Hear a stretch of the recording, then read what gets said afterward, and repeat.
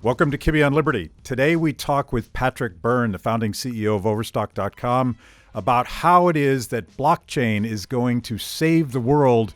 We also talk about the Grateful Dead, two of my favorite subjects. Check it out.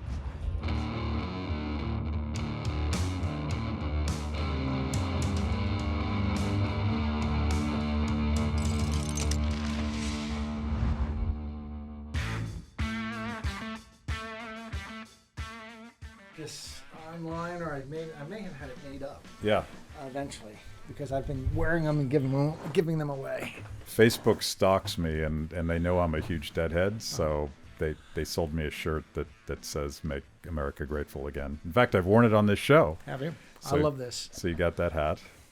It's funny going through airports, and of course there are a certain number of Americans who think that this is,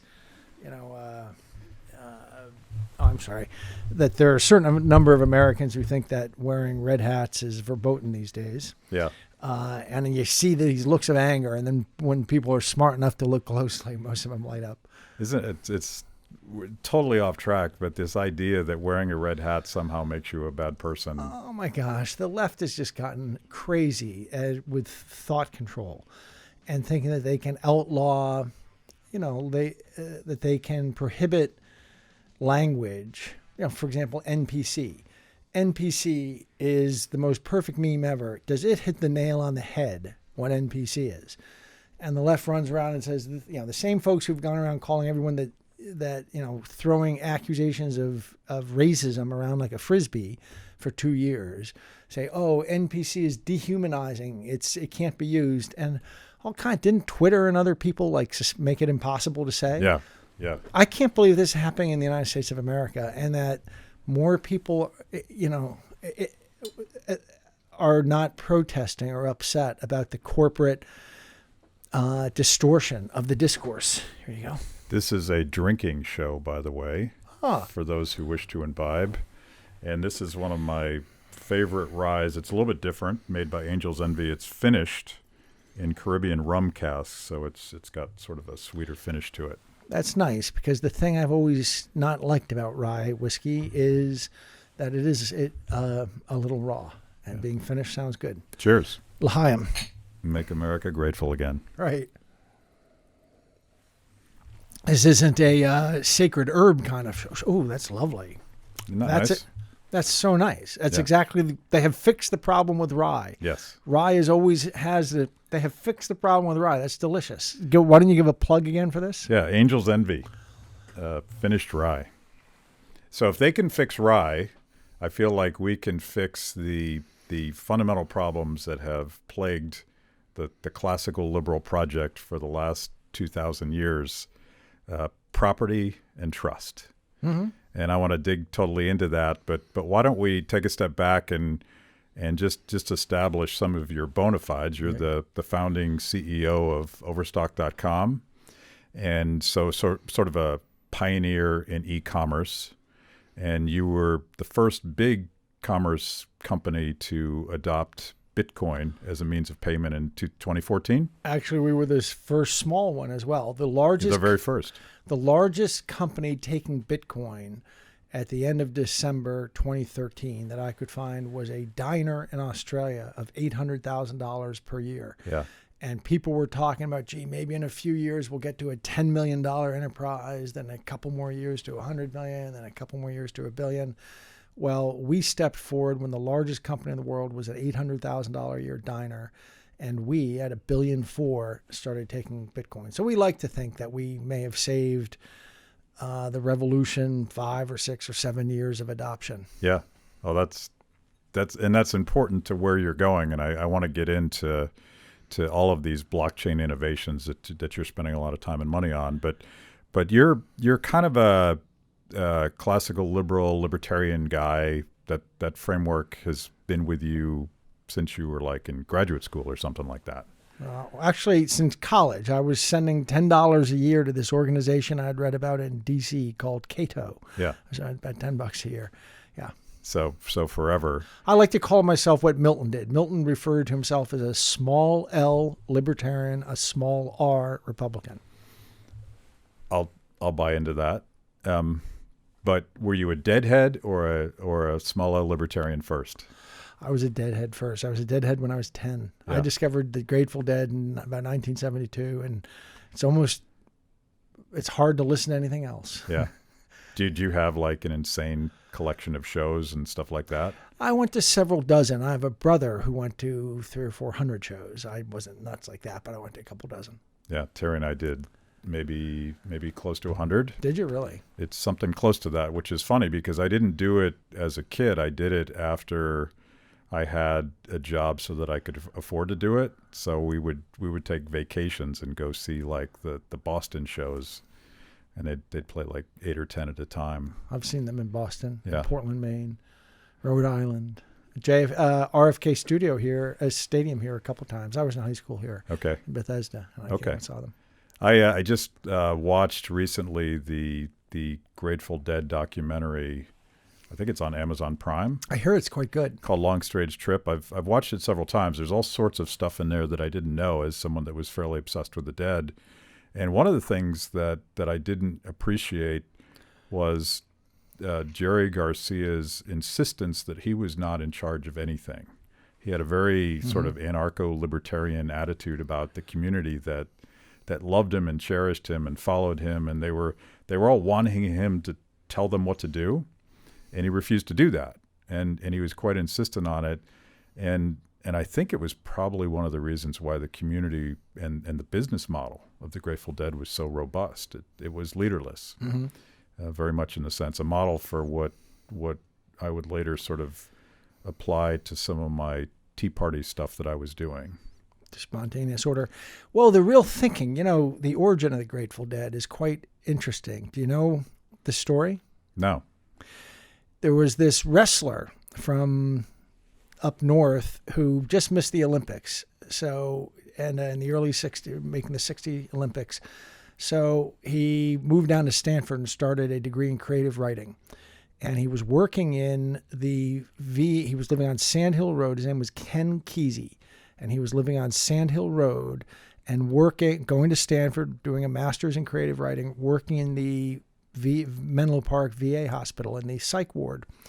And he started this term paper about life in a psych ward.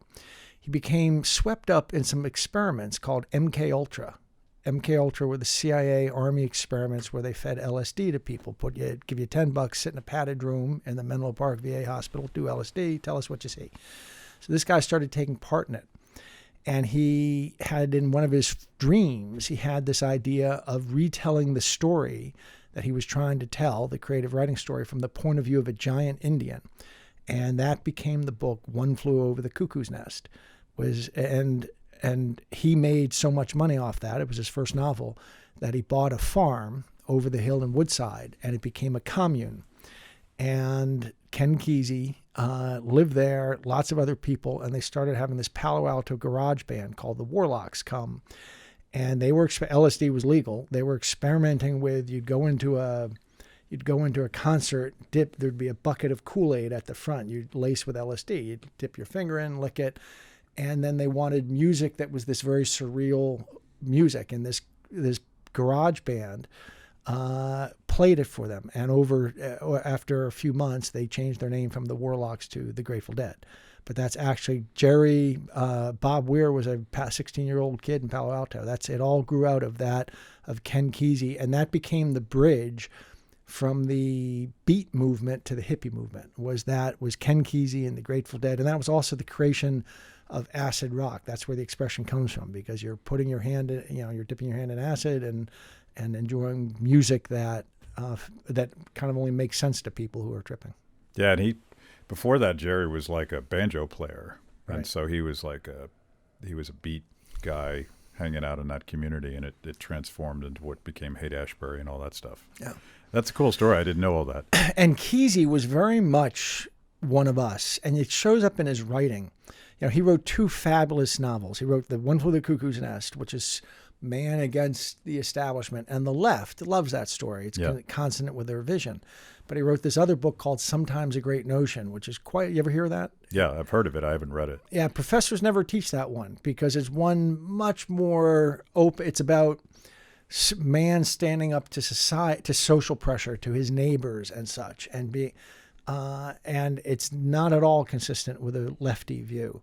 And so you see, they never, in colleges and stuff, and every high school kids reads One Flew Over the Cuckoo's Nest, they never teach this other book, Sometimes a Great Notion, because it's, and anyway, Ken Kesey, I would say, although when, I would say it sure seems to me from his writings that he was, we would have found a fellow traveler in him. Yeah.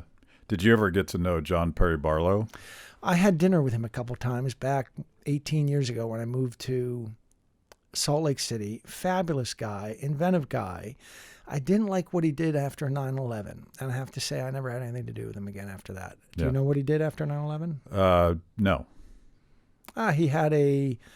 He staged one of his happenings down at Ground 11 and kind of invited people.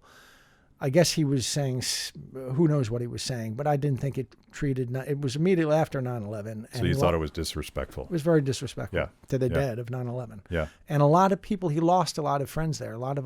A number of people had nothing to do with him after that, and I was one of them.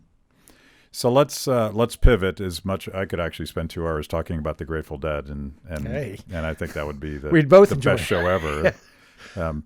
Us and 3 other people, but I want to talk about the sort of the Hayekian classical liberal vision. I saw a talk that you gave about a year ago that went all the way back to the Spanish scholastics, and I knew about the Spanish scholastics. Murray Rothbard taught me about them, but I didn't know the explicit link to the Austrian School of Economics, which is, of course, I swim in that intellectual. That's your mother's milk. Yeah, that's the best there is.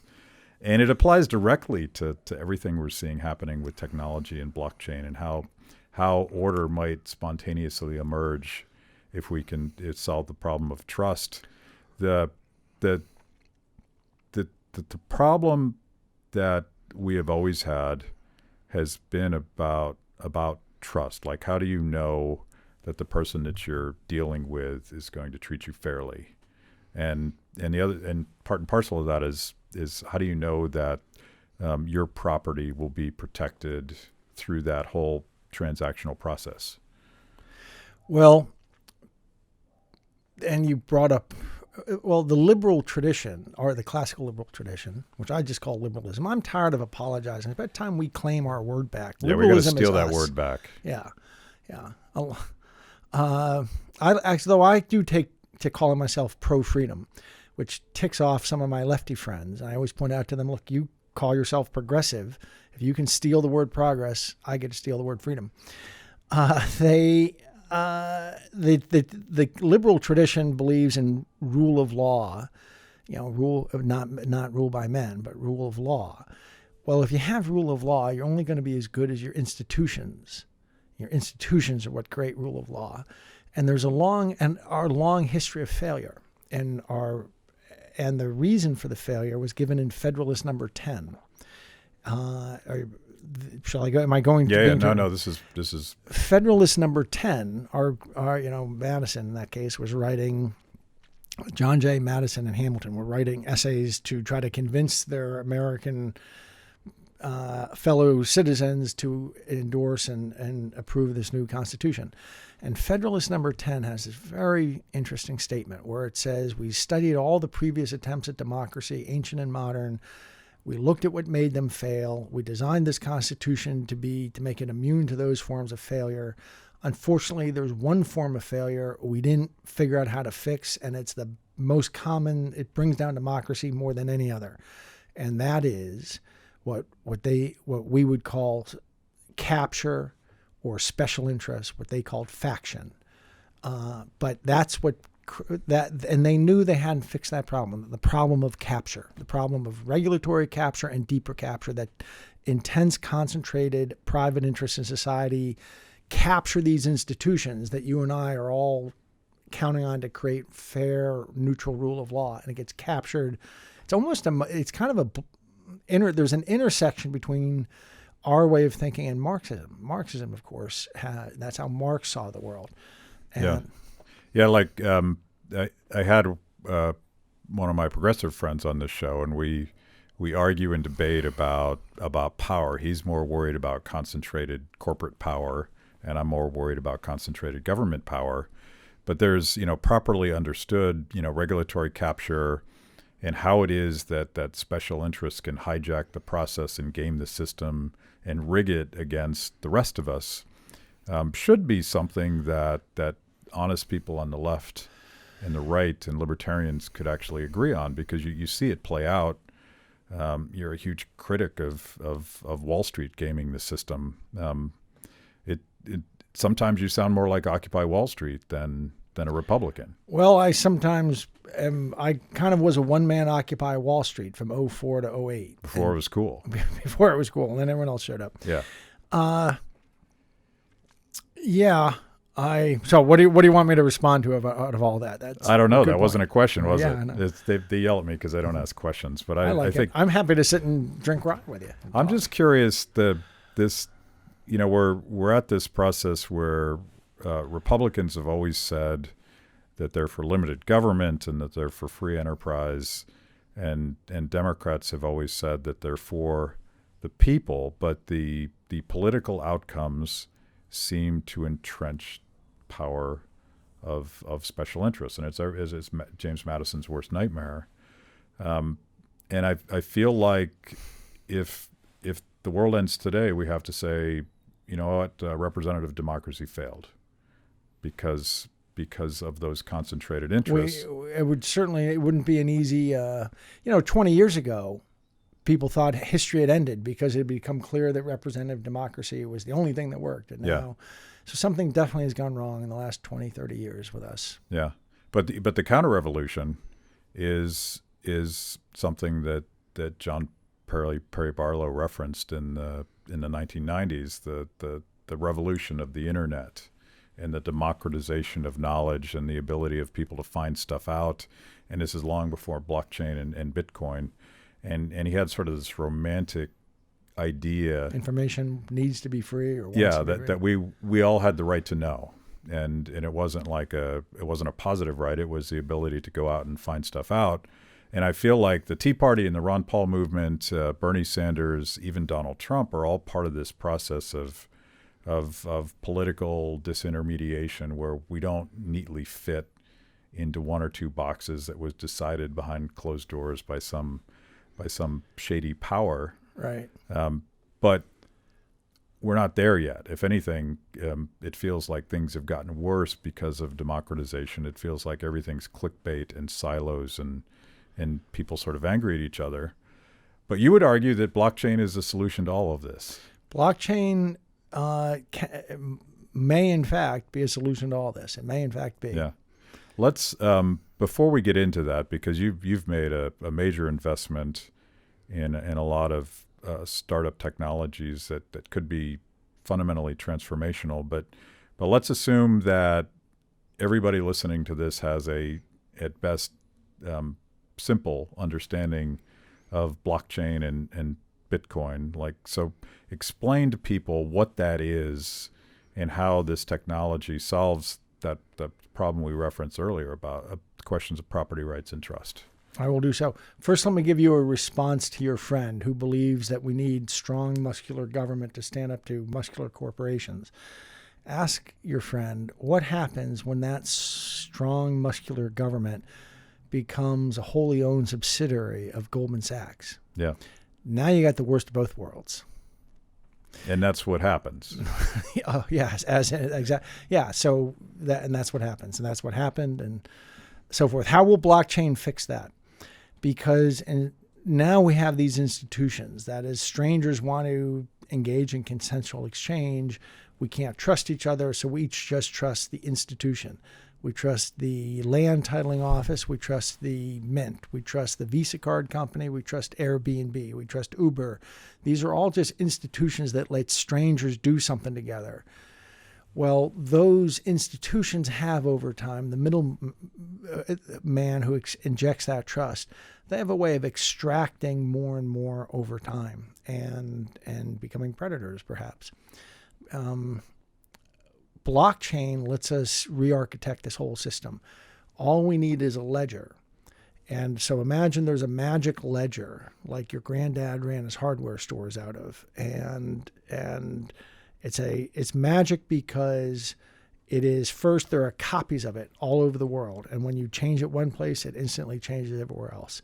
Secondly, it's cryptographically protected so that no one can cheat, no one can put something in secretly, no one can change anything secretly.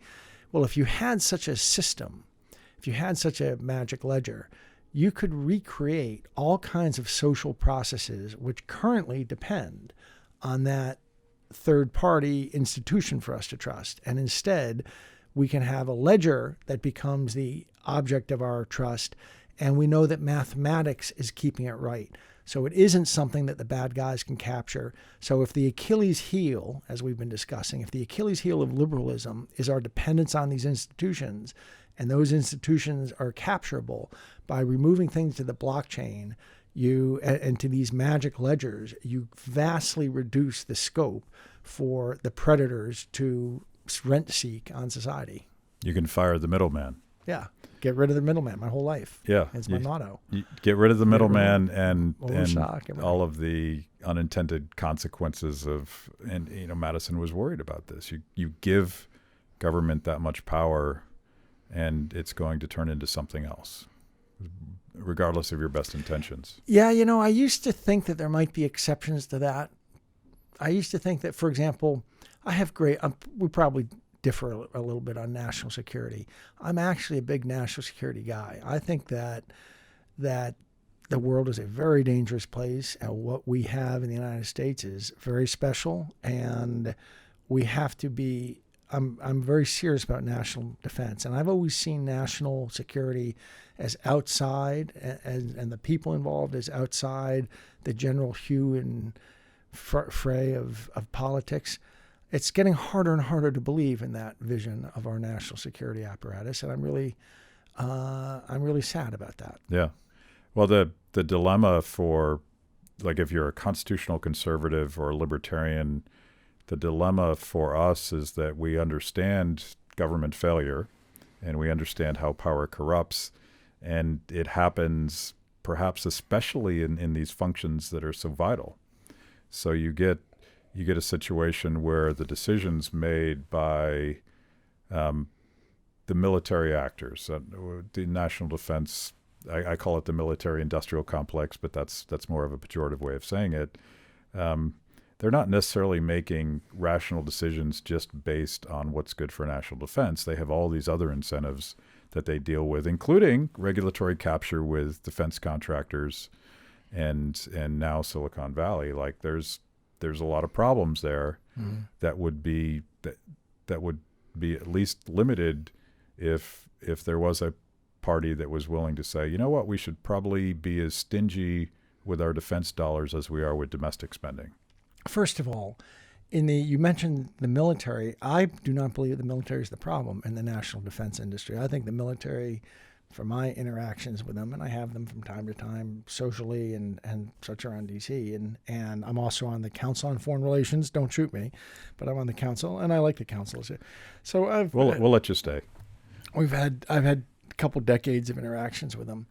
I find them the most sensible people in Washington. And by the way, it's nothing like the movies. The military people are the sensible, careful, modest, let's be careful. Let's make sure we're not, the people who by instinct follow the Hippocratic oath that, first do no harm. That's the military. It's the guys who are not in the military, the various ideologues of different kind, who I think are the real problem. Yeah. And the military, God, I don't care if the next president has shoulder boards and 4 stars on them compared to any of the political class we have going. Yeah. Let's talk about your vision for the future and how it is that blockchain technology could solve a lot of these problems and truly limit the size and scope of government by getting rid of the middleman. You've talked about a tech stack for civilization, right? A blockchain tech stack for the civilization. You do your homework, and you have you've been investing in a number of startup companies. that you're almost sort of reverse engineering Hayek's understanding of institutions that have spontaneously emerged to solve problems, and because of 2,000 years of experience, we know what those institutions are, and now you've said, you know what, I'm going to create a blockchain solution that makes those institutions function in a radically efficient way. Right. Yeah. Well, a lot of the function of those institutions can now be achieved effortlessly and costlessly through blockchain. Yeah. And also, most importantly, give us an outcome which we now know is guaranteed by math. We found out 10 years ago, I think, that in the financial crisis, if people weren't living under a rock, realized that the oligarchy can buy themselves politicians, they can buy themselves regulators of different kind, they can buy themselves journalists, they can buy themselves justice in various ways. But even they cannot buy themselves the laws of mathematics.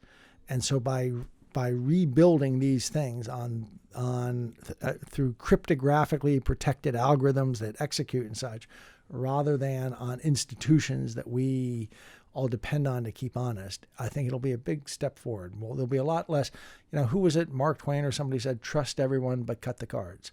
This is gonna be a permanent card cut, and on the old way of doing things. Well, let's talk about some of those institutions. The obvious first one would be money, and everybody knows about Bitcoin, but you're critical of Bitcoin tourists who don't fully appreciate the fact that this isn't really about Bitcoin. It's not really about like the investment value of Bitcoin 6 months from now. Right. It's about the independence of the management of the value of money separate from the Federal Reserve. Exactly. It's very similar to our instinct as Austrians for gold. Keynes thought that we who believe in gold are fetishistic. And he had some Freudian interpretation that it was actually like our shit and we were children and needed to touch it or something. It was really weird. He doesn't. Well, Keynes was kind of weird, dude. Yeah. Yeah. You know what his dying words were, though? You got to give him this. What were his dying words? I don't know. I wish I had drunk more champagne. Words to live by. Yes. Yeah. Not as good as Oscar Wilde's, though. Yeah. We'll get back. Where were we? Sorry. We were talking about money in the Federal Reserve. Yeah. That the reason that people like us like gold, I believe deep down, is that like gold as a not just personally to have, but as a standard, is that gold is something that no government mandarin can sign something and create a new block full of gold, where you see Ken with a fiat currency. Yeah. And we like that. Now You can't print gold. You can't print gold. Now the disadvantage is, especially in today's age, we can't beam gold, around the country, actual gold. So what's beautiful about blockchain-based currencies is you can have that limited supply. You can have something that cannot be increased through the signature of a government mandarin. That it is that is the nature that they have to. No government mandarin can write something and change mathematics. Yeah. And so since Bitcoin is based on mathematics, they can't control or alter the supply, and which means we end up with what we've always wanted, a form of communicating to each other information about value and scarcity without it going through some medium that government people can dial up and down to distort our signals to each other. And despite what Keynes argued, spending against future generations and monetizing that through the manipulation of money and credit is the most regressive, disruptive, devastating thing to economic progress. And that was sort of the Austrian critique of the business cycle and how it distorted relative prices and all that stuff.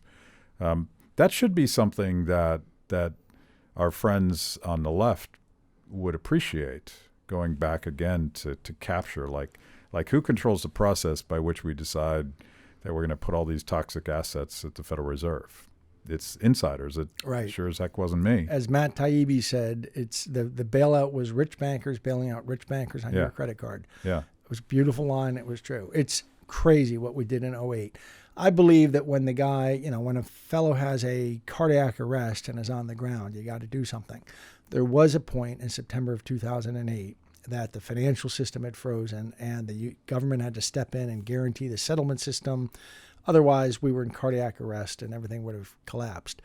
However, the subsequent endless gifts and bailouts is just, it's going to saddle us with that forever. And I think it was a horrendous mistake. And what they should have done is, rather than ring fence the center of the financial system and say, we, the federal government, are going to guarantee this, and then they let everything else burn away, the small and mid-sized people outside that, what they should have done is built the fence and said, we're going to make sure this burns first, and they should have supported the regionals. Yeah. Now, the counter argument against that is that society gains in efficiency. By allowing there to be these enormous banks, you gain efficiency because you don't need, 2 executive teams. And that all turns out to be total nonsense. I saw Simon Johnson, from formerly the IMF, now MIT. He has quoted a study, I think it was done by the IMF, about the expense ratios of banks as they get bigger. And the interesting thing is, once they get to be a relatively small size, 50 or 60 billion, it's not a huge bank these days. Once they get to that size, they gain nothing in efficiency as they get bigger. So the whole justification for the way we went about the 2008 cleanup is, I think, fallacious. So what are the cryptocurrency pieces of this tech stack that you're talking about? Well, blockchain fits into all 6 layers. It fits into identification. There's going to be a blockchain identification to the world somewhere in the future. The blockchain land governance system, not to replace the title office, but basically to take out the back end of the title office and the paperwork and the opportunities for mischief. We have announced that we are working on for Rwanda. Rwanda has titled up 8 million properties within Rwanda. We are building for them a system, an online system that everyone in Rwanda will be able to go to, buy and sell property to each other, arrange inheritance, do all that kind of stuff through this online system. So that is blockchain guaranteed. And we're introducing blockchain elsewhere in land governance. And that's sort of inspired by Hernando de Soto and the whole idea that you need title to property in order to achieve the real benefits of a market economy. Well, it turns out that is an idea that the World Bank has been flogging since the 70s. Hernando came along somewhat later and joined in the World Bank's program, but the World Bank has been on. But it is that idea that once you have land titling, all kinds of social progress, all kinds of economic activity begins. I have a deed that I can take to a bank and borrow some money and buy a cart and start a business, something like that. That doesn't, that vision is really, and one has to give credit to De Soto. Well, he certainly popularized through a couple books this vision that real economic, that what made capitalism work in the West and fail everywhere else, as he wrote in one of his books, is that we got land governance correct.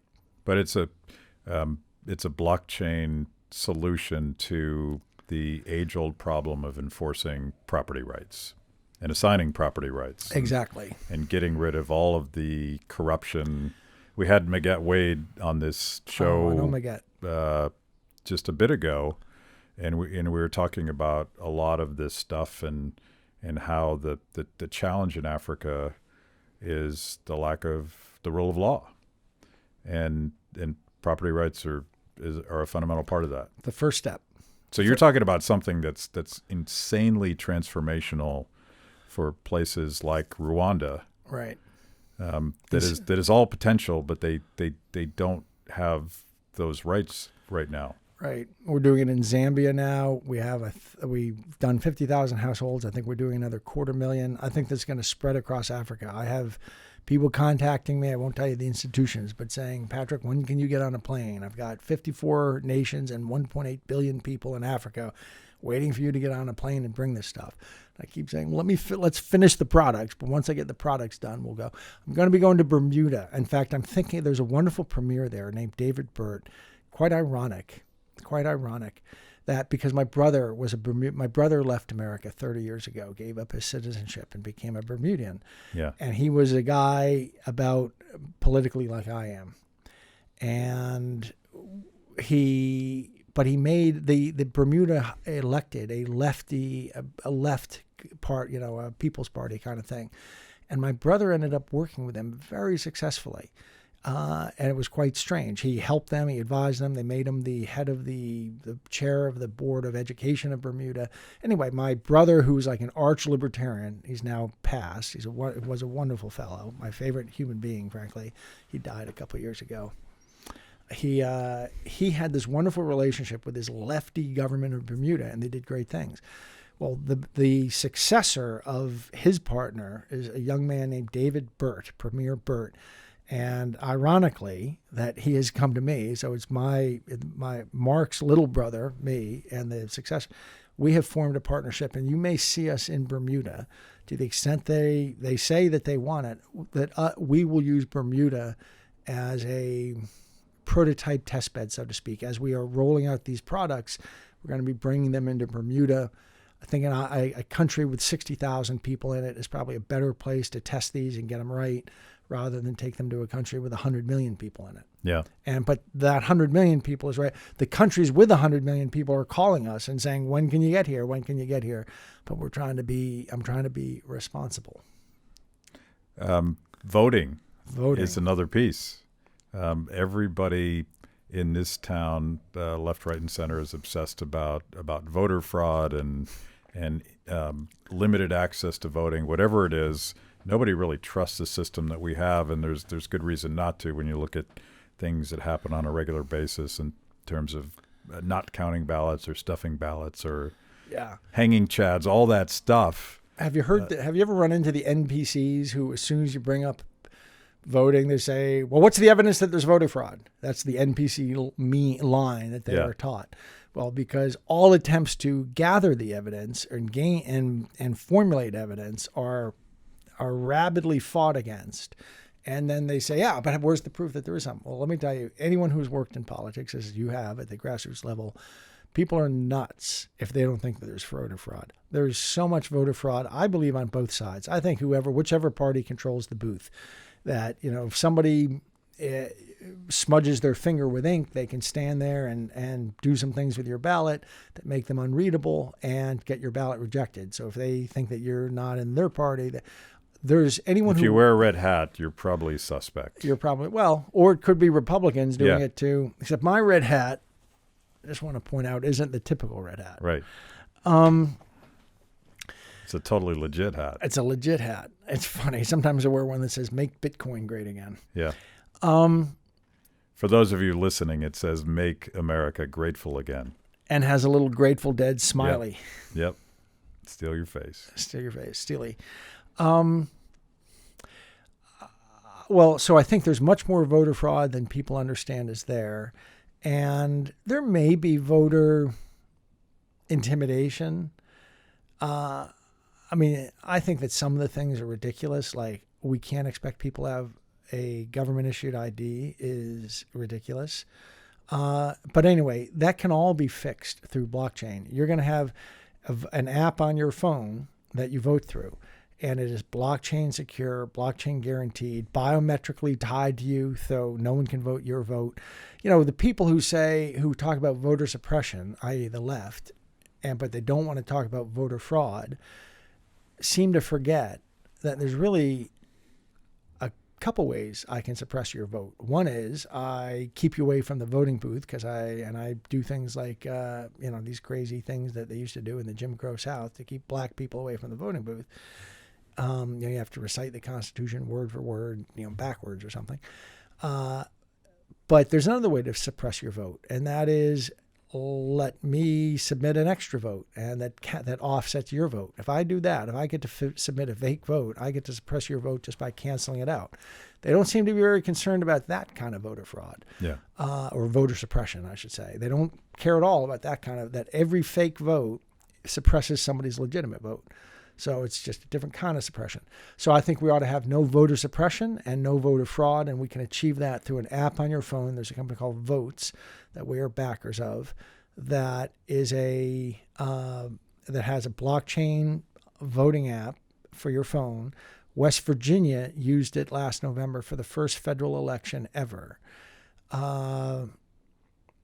And Denver, just a week or two ago, announced that they are now going to use it for their next municipal election. I suspect the entrance is going to come on the back of ADA, Americans with Disability Acts. There will be states, disabled people will start saying, I'd like to have that voter app in my phone. Pardon me. And over time, I think that'll be the next breakthrough, that we'll start having states across the country let their ADA people vote through it, and then it'll just break up. And one hopes that within a couple few election cycles, everyone gets a chance to vote through their app. When that happens, there is no voter fraud, there is no voter suppression.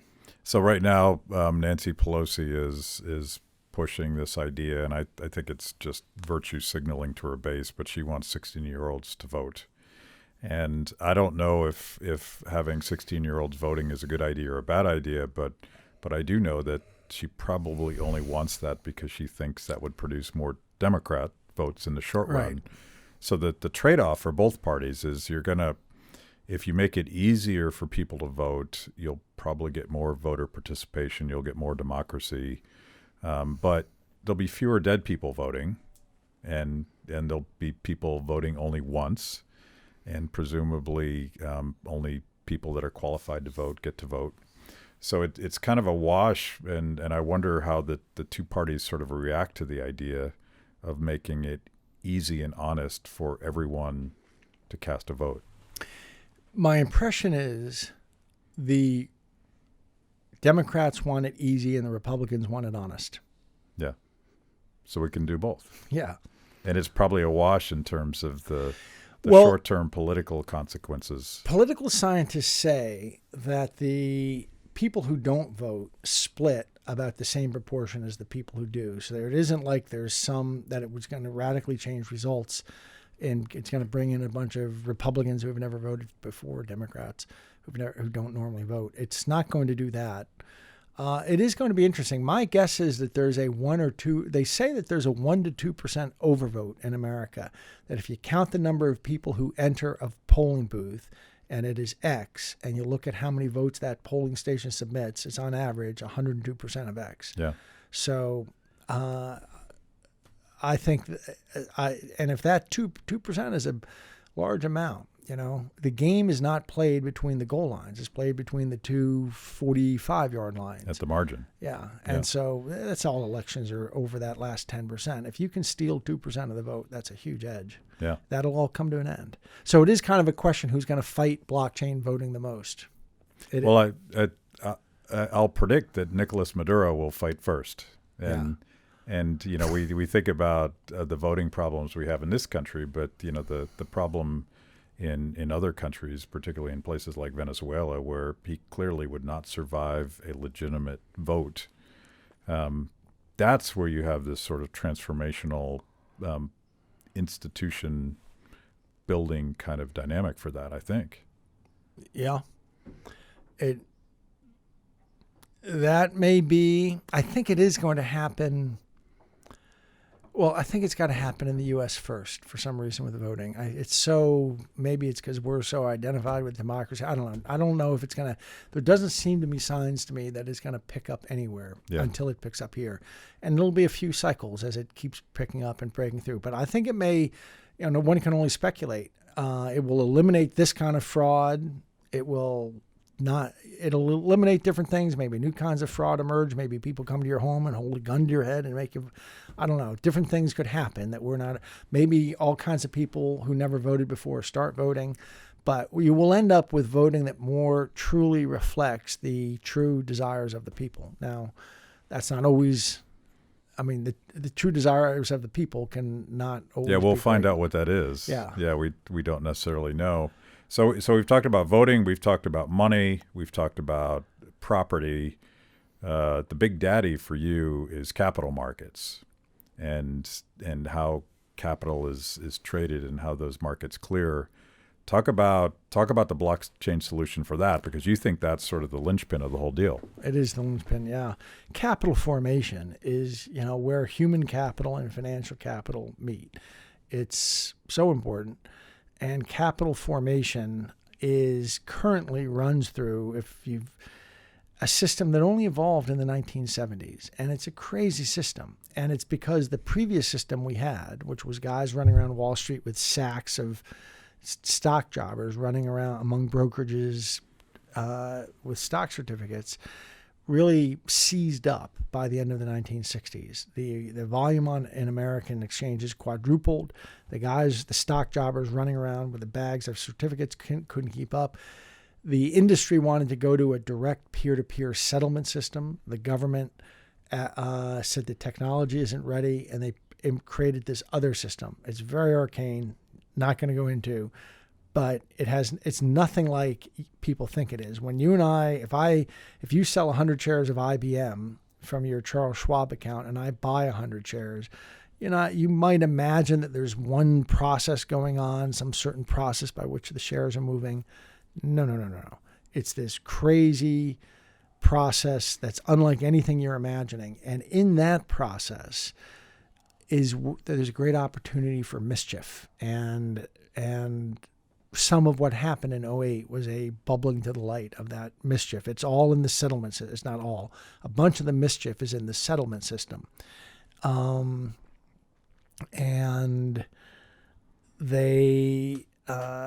what this does is it takes away the settlement system. See, if you and I do a trade on the New York Stock Exchange today, it's 3 days after our trade that the actual money in stock changes hand.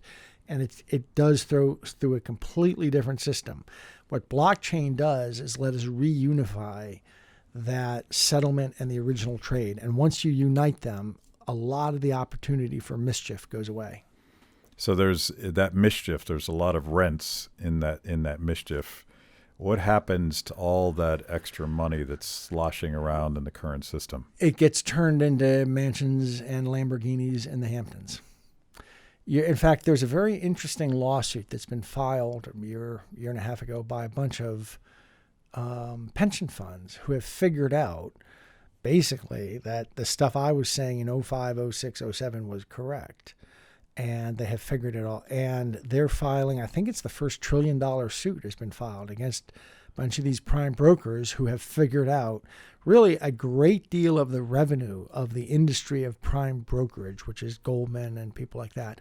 A shocking amount of the revenue actually comes from this settlement stuff and not from Wall Street that you think is paying the rent on Wall Street. So we'll be going directly after the main revenue sources of the biggest Wall Street companies. Yeah. How are they going to respond to that? What happens when the empire strikes back?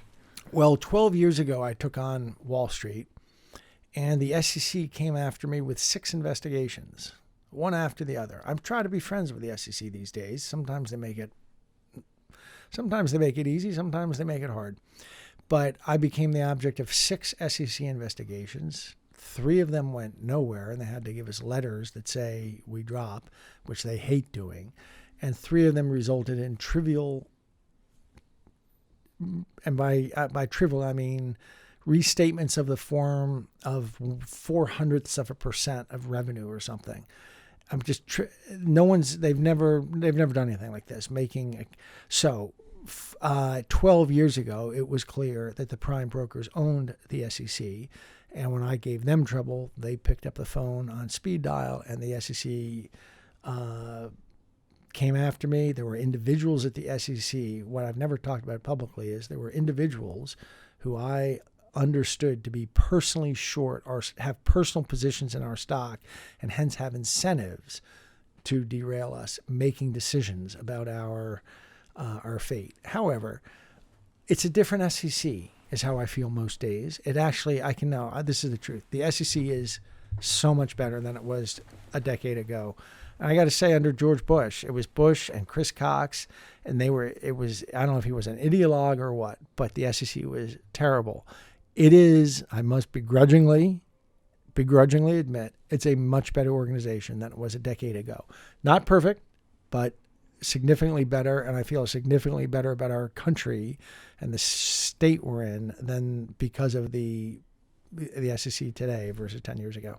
Now, you've said that regulators and FINRA and all of the people that decide whether or not this stuff is okay, they're generally sympathetic to what you're trying to do here?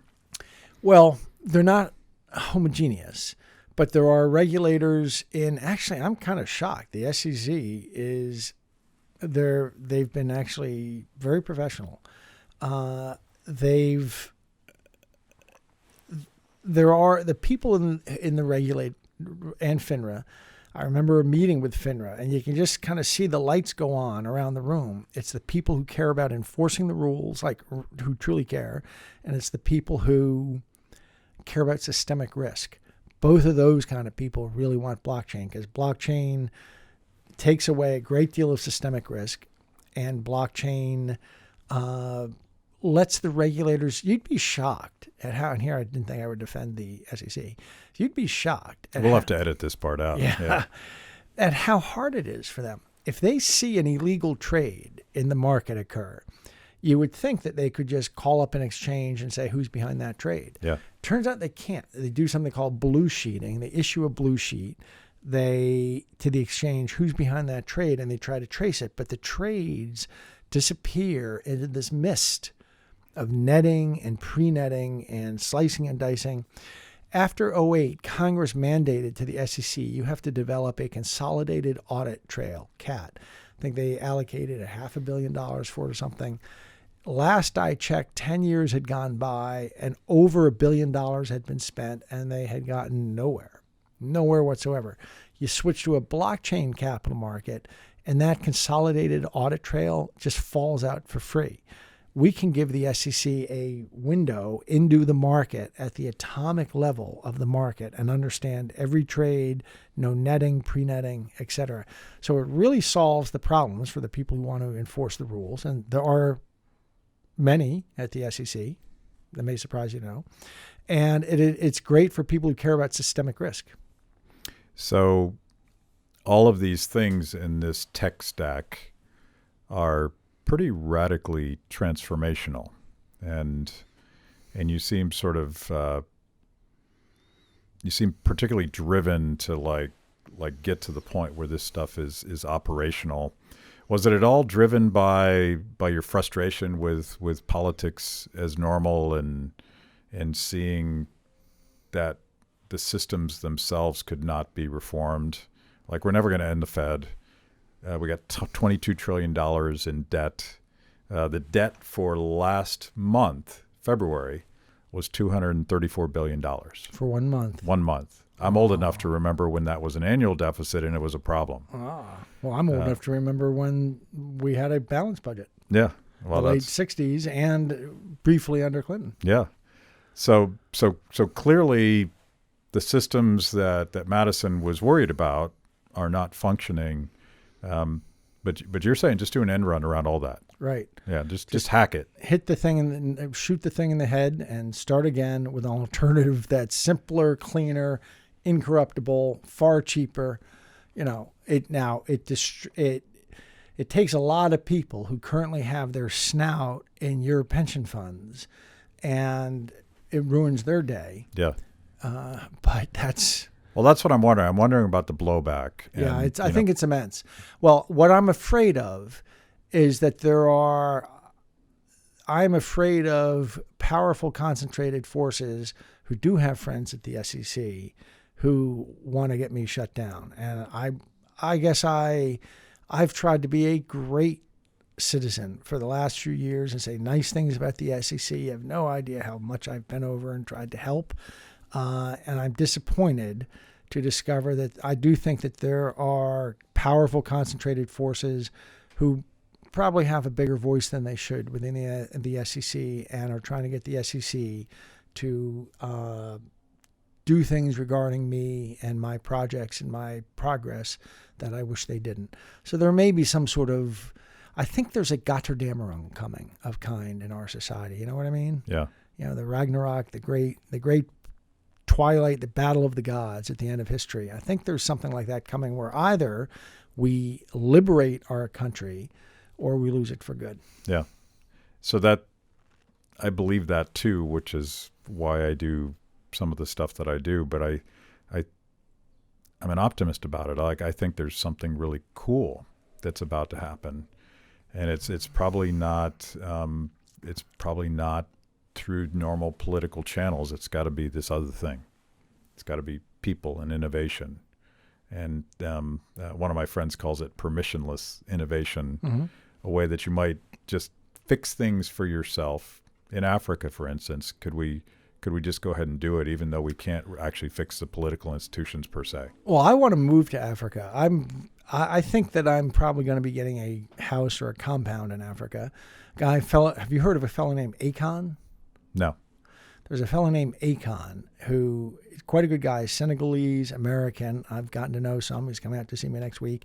He's evidently, and I don't follow the music scene. I'm stuck at the Grateful Dead. Yeah. This fellow is evidently like the number 6 global celebrity of Okay. music. And he's a wonderful, smart, decent, very good human being. I like him, and we might be doing something. I could move to Africa and spend the next 5 years just focusing on getting these things installed.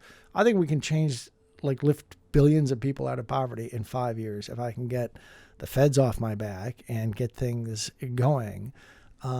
This stuff can all be built and rolled out over 5 years and change. I mean, when I was a grad student studying economics, I remember this development economist. I had a wonderful experience at Stanford. I'm not one of those academic bashers. I had one of the great experiences of my life at Stanford in philosophy department.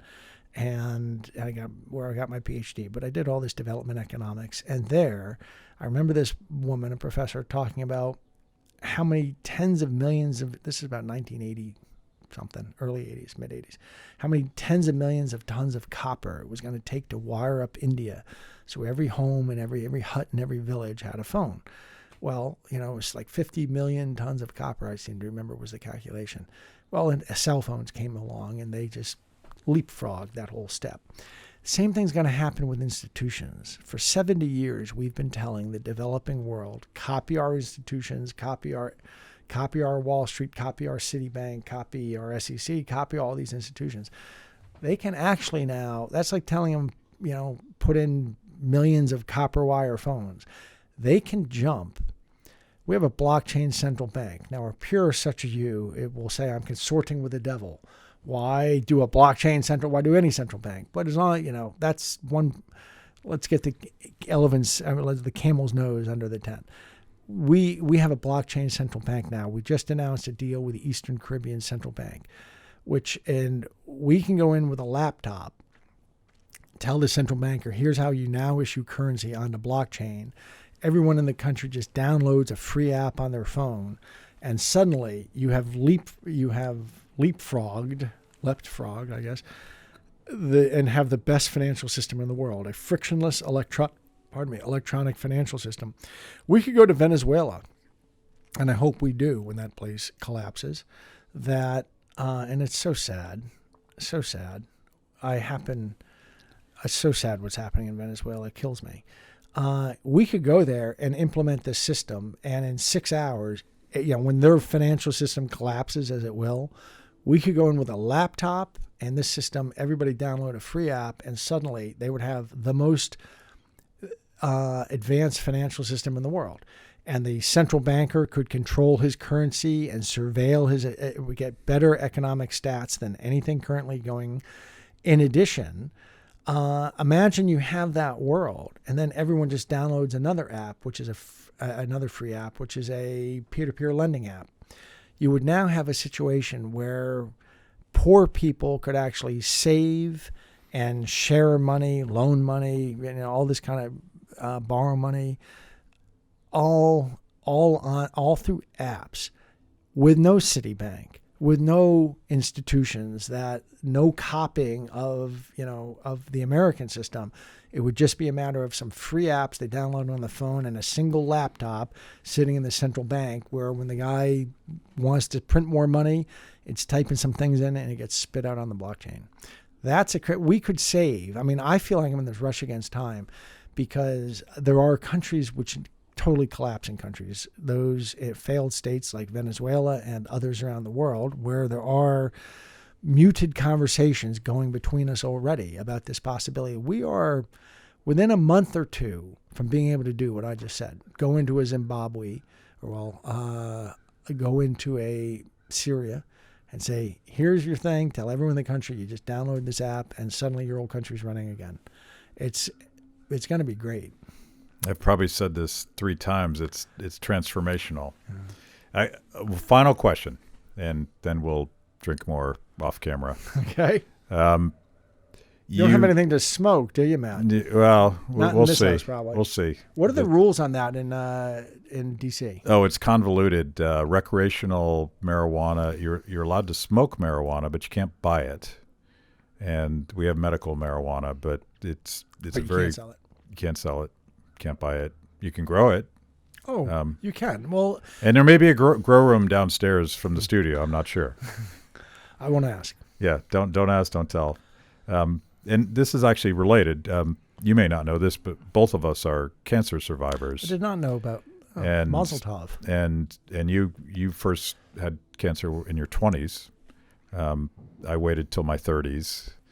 But in my case, surviving cancer kind of radicalized me. It told me that I only have so much time on this planet. I want to do something. And I look at everything you're doing today, and I'm like, shouldn't you just be on a beach? You're a wealthy guy. You could hang out. You could drink the best cocktails. But you're doing this. I'm doing this. What's going on? From your lips to God's ear. Yeah. I tell you the truth, I'm just about at the point where I could do that. But I think if there's 7.5 billion people on Earth, 5 billion of them do not live in anything like the world that you and I know. No formal rights, no legal rights, no property rights. There are no bank accounts. They're I don't want to say primitive because it's pejorative, but they're outside the modern world as you and I know it. I think that we can fix that in 5 years with the capital I have and the technologists I have, and with the feds off my back for whatever reasons. God, if the fucking feds here, I don't know if you were, if you knew how much of my life in the last 20 years was dealing with fucking feds and all the trouble I get in for everything I do and everything I say and this and that, if they would get off my back in 5 years, 5 billion people could have a different life. And it just, so anyway, that's what I want to do. And then if I sat on a beach now knowing that, I wouldn't enjoy it. It's probably my guilty Catholic upbringing, but I would probably sit there and say, I just couldn't enjoy it knowing what I do now. If I give it 5 years and can get all this stuff rolled out and implemented and going, believe me, there will be no more sybaritic person in the world. I will be on a beach. I will be enjoying whatever time is left me, and I will just enjoy the hell out of myself. But I think I can gut it out for 5 years. I just need to get these lovely people, though they be, boy, if this is quite a town. Anyway, I just need them out of the way, and then I can do that, and then I'm going to sit on a beach, and no one will hear from me again. You know, that cocktail is going to taste better if you've empowered 5 billion people in the process. It is, and yeah. I think I can gut it out that's how every night I go to sleep thinking, why am I pushing through this bullshit? I got 5 billion people counting on me to just do it, and after that, I believe me, I will be somewhere enjoying myself the rest of my life. I will join you for that cocktail. Welcome. Cheers. Thank you. Thank you, Matt. Great to see you.